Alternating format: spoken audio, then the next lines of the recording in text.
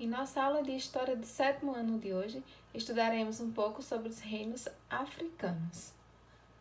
Falar sobre a África é lembrar logo de alguns povos como Marrocos, Egito, e muitas vezes se esquece que o continente africano ele é bastante diversificado.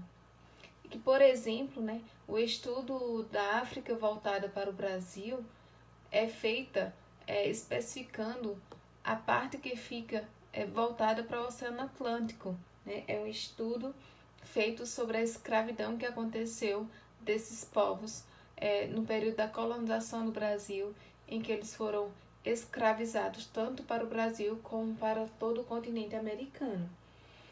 Falar sobre a África é falar sobre a sua cultura, a sua formação cultural, que é bastante diferente das diversas regiões existentes.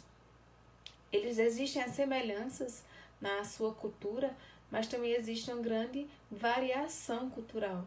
Como, por exemplo, aqui nós destacamos o desenvolvimento tecnológico, que aconteceu como o grande domínio arquitetônico que o Egito tinha para a construção das pirâmides, também o domínio arquitetônico sobre o desenvolvimento da agricultura plural, que isso foi possível devido à criação de canais de irrigação, diques e barragens, o domínio de várias técnicas que faziam com que essas civilizações elas se desenvolvessem socialmente.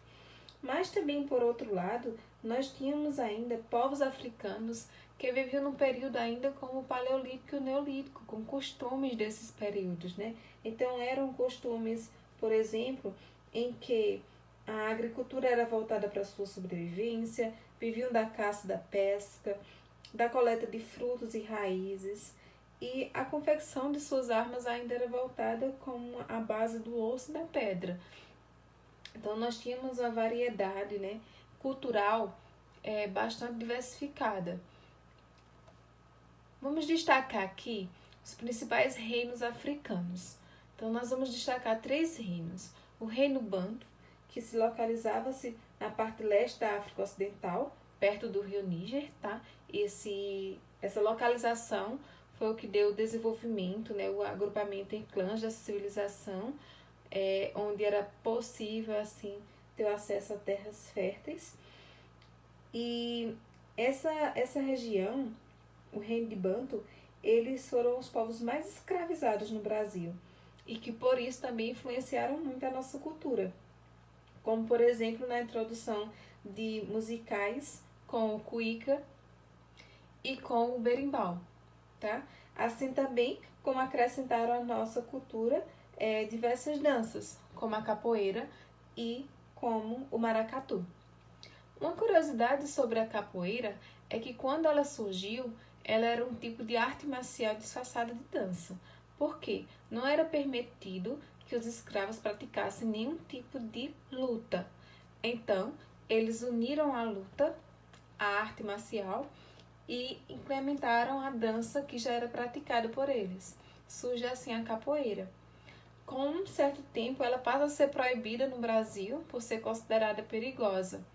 E em 1930 é que ela é considerada um esporte nacional brasileiro quando ela foi apresentada ao presidente Getúlio Vargas. Nosso segundo reino é o reino de Gana.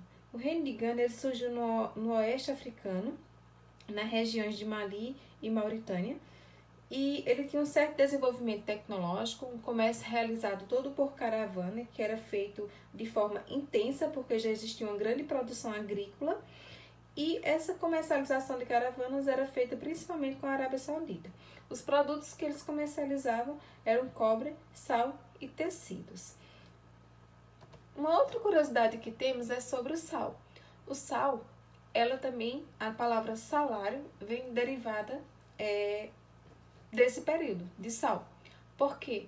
O sal nesse período ele também era feito como uma forma de pagamento. Uma porção de sal ela era dada como um pagamento quinzenal ou mensal aos trabalhadores daquela época. Então, isso deriva ao nosso salário de hoje. Isso fez surgir a palavra salário, que é o que se refere ao pagamento que nós temos nos dias atuais. E para finalizar, nós temos o Reino de Mali.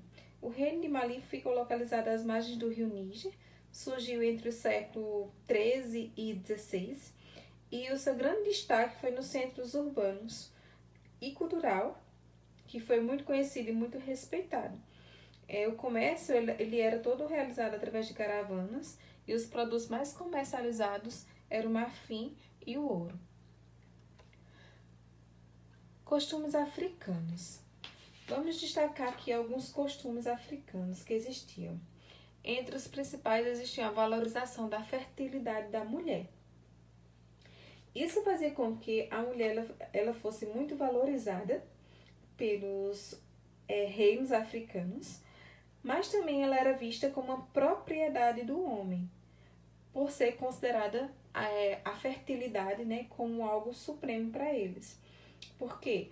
Porque as mulheres férteis, né, elas tinham ali a possibilidade de ter vários filhos e fazer com que a mão de obra, que era necessário para os trabalhos agrícolas, aumentasse.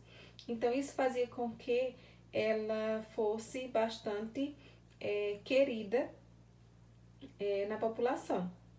Isso também fazia com que surgissem diversos conflitos entre as tribos, porque existiam vários raptos de mulheres e crianças, então o que obrigava sempre os seus chefes tribais, né, a protegerem a mulher. Tivemos também o surgimento das primeiras tribos através da agricultura. A agricultura foi essencial porque ela fez com que se fixassem, né, os grupos próximos aos rios.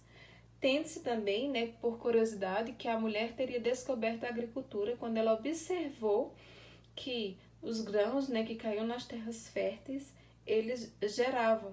Então, a mulher teria descoberto como era a prática da sua atividade, cuidar dos filhos e cuidar da alimentação, da coleta de frutos, ela teria descoberto a agricultura.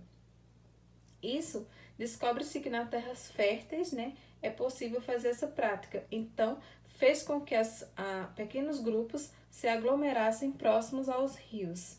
Isso faz surgir também a formação de clãs, que eram grupos formados através de parentescos. Então, grupos familiares que se uniam, né, por laços familiares, e ali eles tinham como um líder o guerreiro mais valente e sábio, que geralmente era o descendente de um importante guerreiro.